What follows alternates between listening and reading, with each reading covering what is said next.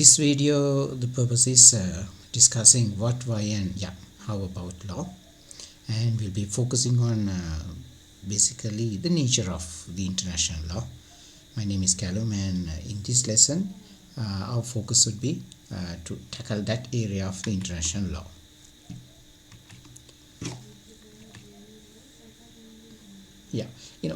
A lot of people think international law has everything that is there covering the world, but that is not the truth. There are very few laws covering the world.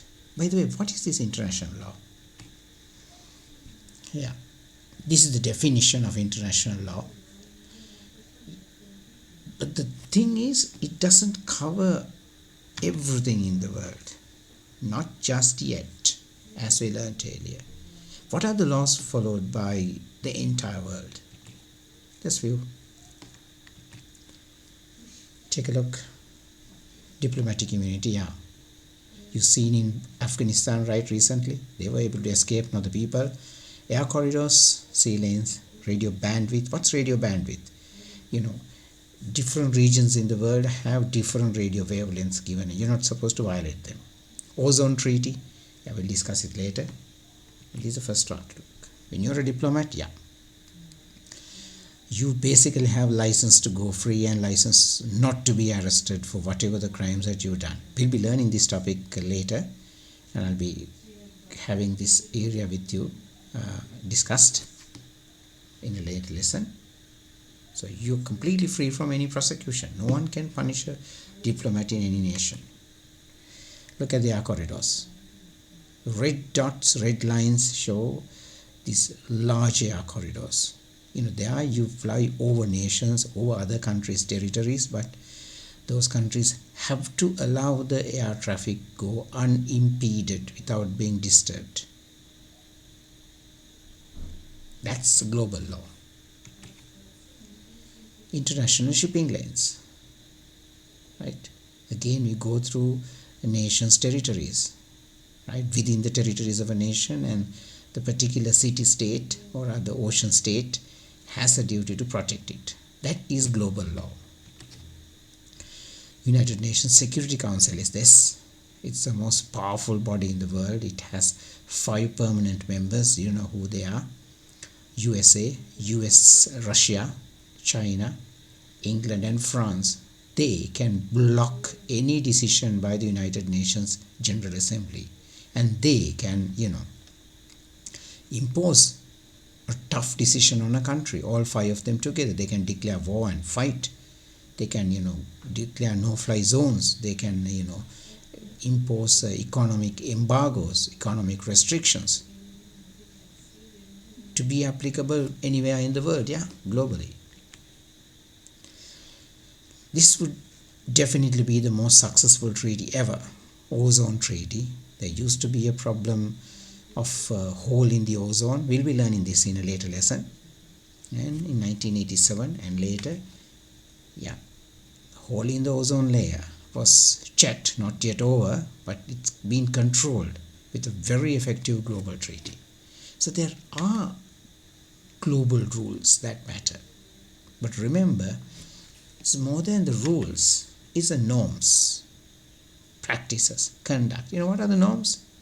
The right to, our general duty to, or the right to follow religion, the marriage, children's rights, right? They are kind of global norms rather than international laws or the global laws. So at the moment, the world is more into global norms, not the global rules.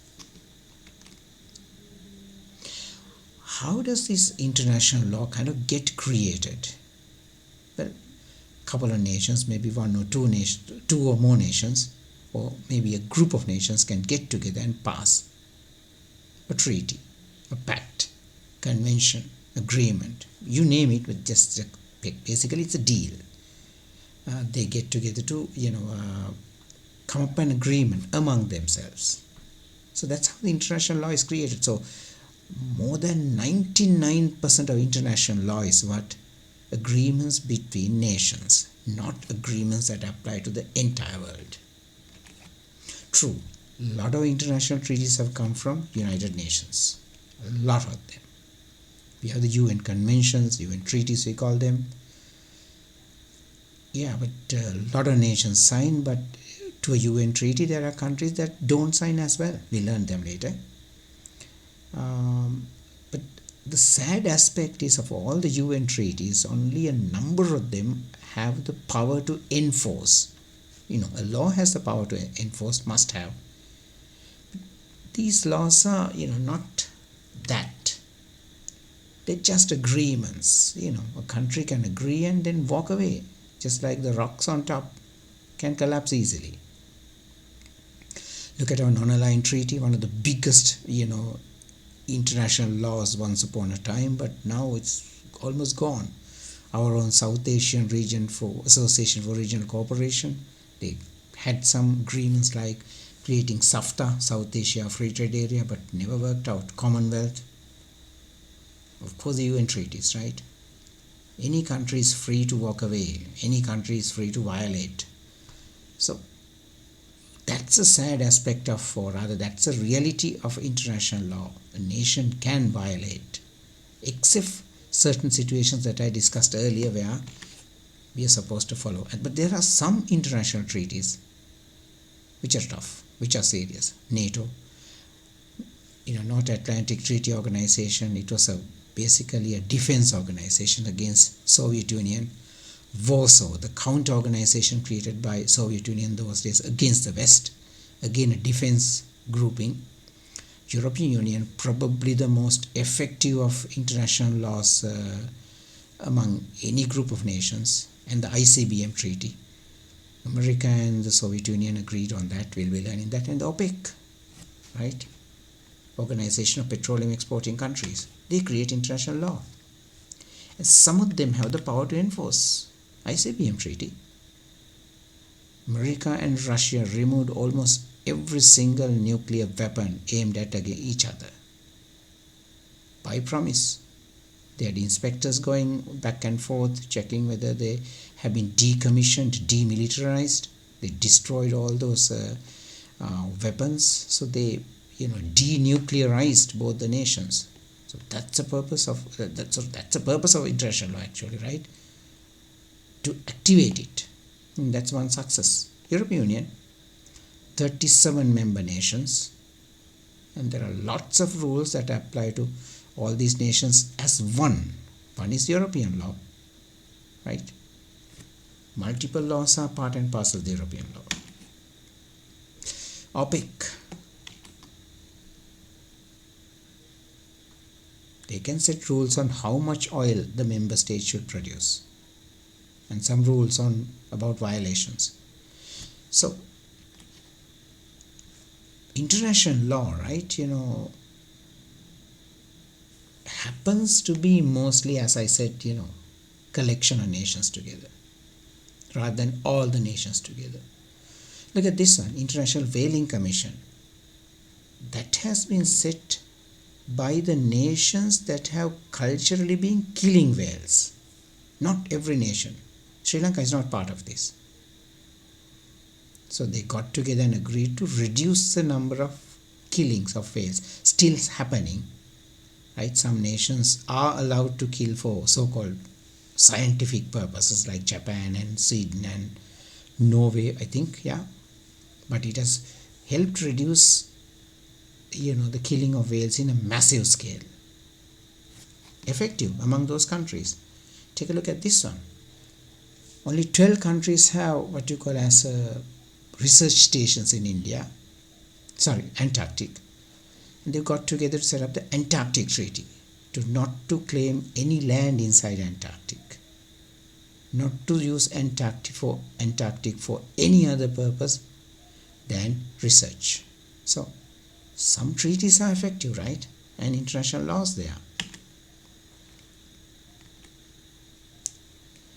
But then we have laws that are easily violated, right? Ramsar, it was set up with some great plan in mind. It's a convention on wetlands. Sri Lanka has a lot of wetlands like the Muthuraj Vela and Puttalam, right? Other places. A wonderful international law, but sadly violated even in Sri Lanka, right? cites, the Convention on International Trade in Endangered Species of Wild Fauna and Flora. Sri Lanka is also a victim of, this wildlife traffic, just as many other countries, right? Huge amount of our wildlife gets, smuggled out, for, various purposes, right? To be on the plate of some foreign person, right? We have laws, but we violated them. So there, the international law has failed. We'll be learning this environmental law later. Yeah, but what about the relevancy of international law for the future? So we know it's effective in certain things, it's not effective in certain things. But look at these areas. Nature, obviously we need an international law. We need a more powerful law than that to prevent this current destruction happening. Information, now the information age is going on, right? And it has the pluses, it has a lot of minuses. We may need some controls on information, perhaps space. We are moving on now. Even the private sector has started going to space. We perhaps may need a space law to prevent the weaponization of space. Finance, and the global finance is all over the place now. People are using currencies not connected to countries, like the cryptocurrency, without laws. We may need an international law. Of course, trade. Global trade is developing unbelievably fast. We may need the global system to be more regularized, more regulated. So international law has a place in the future. And the most important one is the nature.